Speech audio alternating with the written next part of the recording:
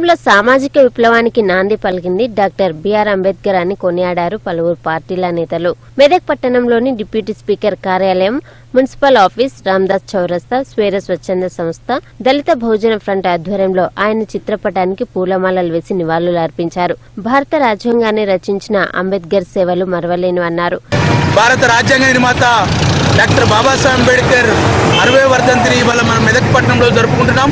ఈ సందర్భంగా బాబాసాహెబ్ అంబేద్కర్ను స్మరించుకోవడం అంటే ఈ దేశంలో దళితులు, పీడిత ప్రజలు, మహిళల విముక్తి కోసము మరొక్కసారి పునరంకితం కావడం అనేది మేము భావిస్తున్నాం.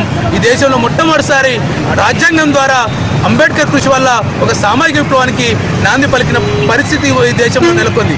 మిత్రులారా, ఇవాళ మొత్తం 60 ఏళ్ళైన సందర్భంలో కూడా దళితులపైన నేటికి దాడులు, దౌర్జన్యాలు కొనసాగుతున్నాయి. మెదక్ జిల్లాలో పెద్దశంకర మండలం గొట్టిముక్కల గ్రామంలో 23 దళిత కుటుంబాలను వీళ్ళ పనుల్లో డ్యాన్స్ చేసిన పాపానికి మొత్తం బహిష్కరణ చేసి అటు కటింగ్ షాపులకు, అదేవిధంగా పనులకు విలవకుండా ఒక సాంఘిక బహిష్కరణ చేశారు. ఇది అత్యంత దుర్మార్గమైన ఘటన. ఈ ఘటనకు పాల్పడిన నిందితుల్ని వెంటనే అరెస్ట్ చేయాలని చెప్పి దళిత